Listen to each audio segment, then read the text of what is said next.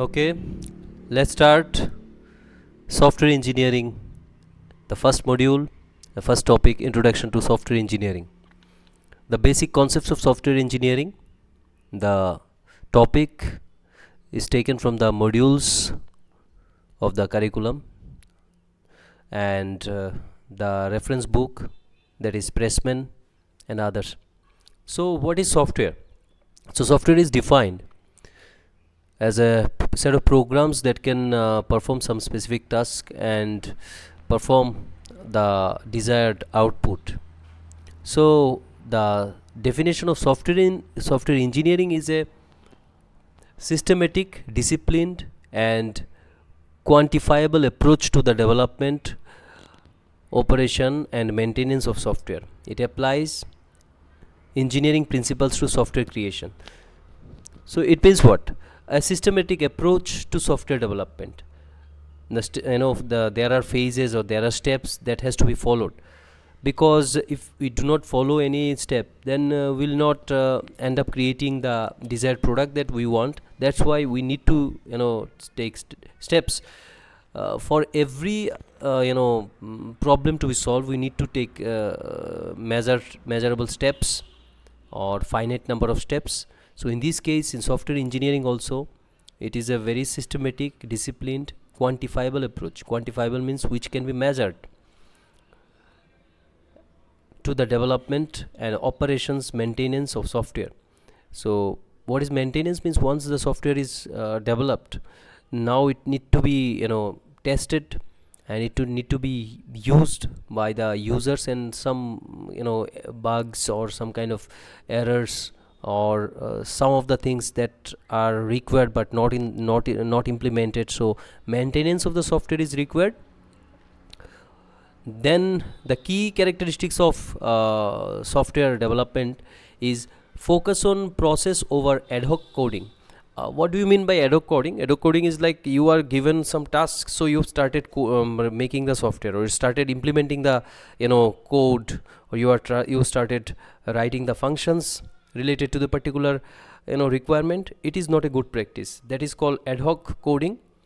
The well defined steps has to be followed, that is there in the software development. So focus on process over ad hoc coding, emphasis on quality, efficiency and cost effectiveness. So quality product should be there, quality product should be the outcome, efficiency should be there, cost effectiveness, you are given a task and you are asking the amount which is not very much realistic or relevant to the services or product that some client is asking. So you must give a cost effective solution to the client.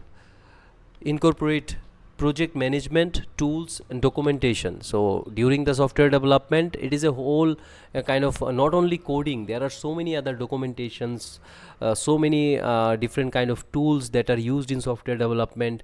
There is a concept called project management which is there. So all these things you will be getting in the subsequent topics or discussions. This is just overview of software development, software engineering, key characteristics. Now encourages modularity, reusability and scalability. So what is modularity? Like a big problem has to be distributed in small parts, small sub modules. So the whole the problem will not be solved in a one program or one function. There should be a modularity, like task will be divided into subtask will be divided into more divisions, like that. The reusability means once some module is created, that module has to be reused more and more, because the reusability will provide you that facility, that no need to write the code again, or no need to implement that particular module again. Scalability means suppose that software need to scale, need to actually incorporate more users or more modules, more functionalities. So this software which is already developed should have that ability to scale.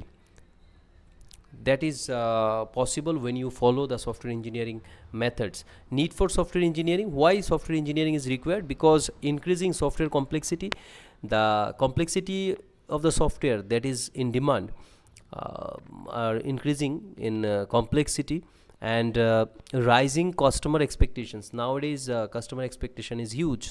Different kind of expectation, small to big, variety. There are so many kind of expectations, and there are so many types of expectations. So to fulfill that, you need software engineering, a very systematic way to develop software. Now the cost overruns and delays, like to or avoid these things, like if you do not have a scientific approach, a very stepwise approach, a very systematic approach, then you will know, you will never know about the cost, how much cost it will take to develop the software, or how much cost you should actually ask for the software development. You will find that you have asked for you have asked for some money, and it is actually over by the time you completed the half of the software. So, and the delays, like you don't know how long the software development will take. In this case, if you follow a systematic, a scientific approach of software development, that is called software engineering, you will know that your project will be completed in time. A need for maintainability and reusability. So sometime, as I said, the maintainability means software need to be upgraded, so you need to be bug free. Sometimes there are bugs, there are errors, or there are some modules not functioning. So to upgrade the software, to maintain the software, you need to have that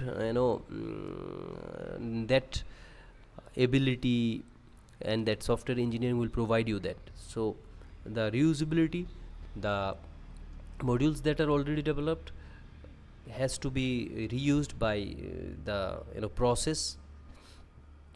So reusability is again why we need software engineering. When you follow software engineering, you will actually complete these needs in the software development. Now, software lifecycle. Software lifecycle is a structured process that describes the stages in developing a software product, from inception to entertainment. It means what? Starting to end. You want to develop a software, so from the very beginning to the end, you have phases, and those phases are actually phases of software development, or it is called software life cycle.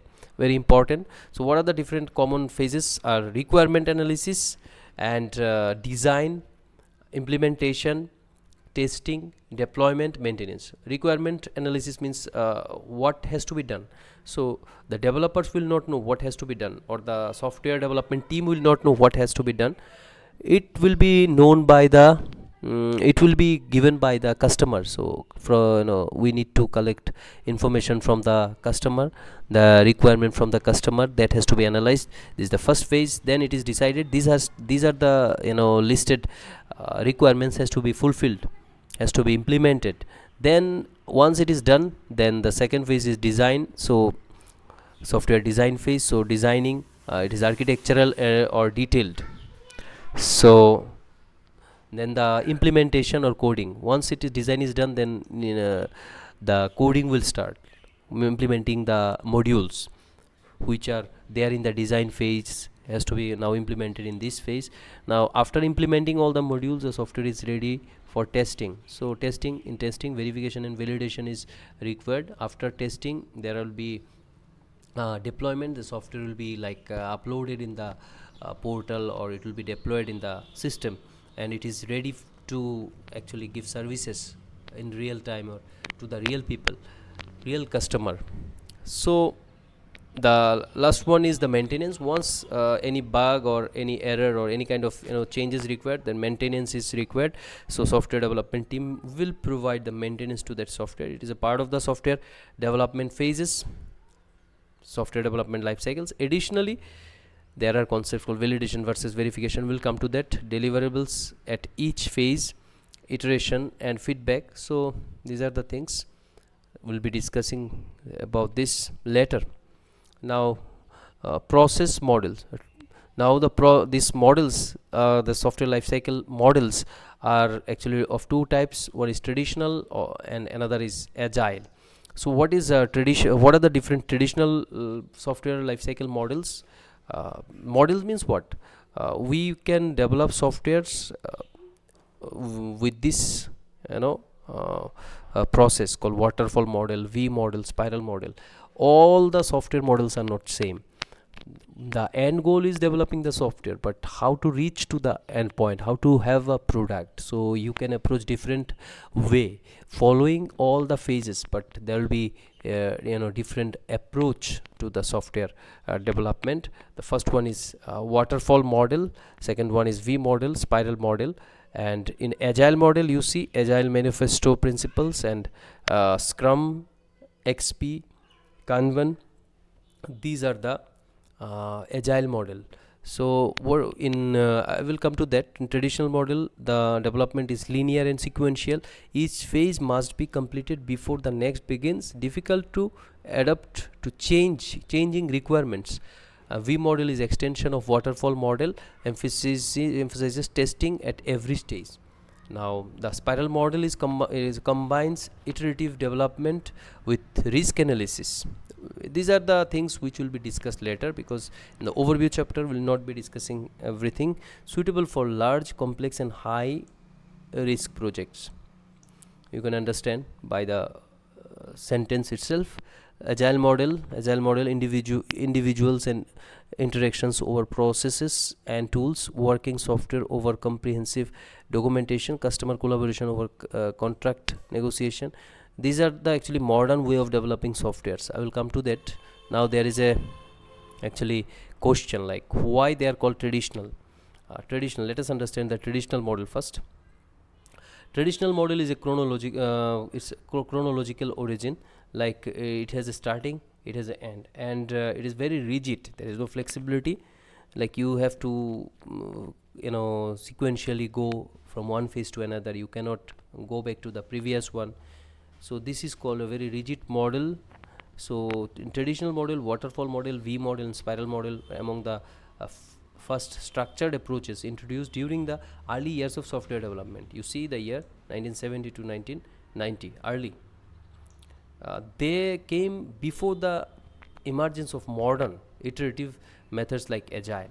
So as for, like, this is the book reference, the author, what author is saying, waterfall model is the first process model introduced, hence form of foundation or traditional software development, because it was the first. So we cannot question this very much. This will be having so many lacunas, so many kind of like shortcomings or limitations. Now the first one is, it is chronological origin, like one after another.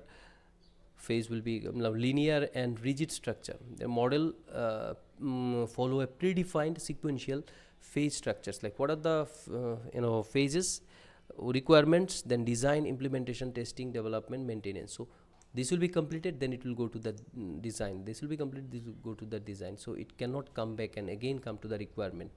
And once every requirement will be collected here from the customer, every phase you cannot communicate with the customer, only the end, beginning and the end. So there are disadvantages of this type of inflexible software development models, but there are advantages. In some situations this model is advantageous, in some situation it is not advantageous at all. Third one is the third characteristics of traditional model is heavy documentation and control. So extensive documentation is required, formal approvals before moving between phases. As I said,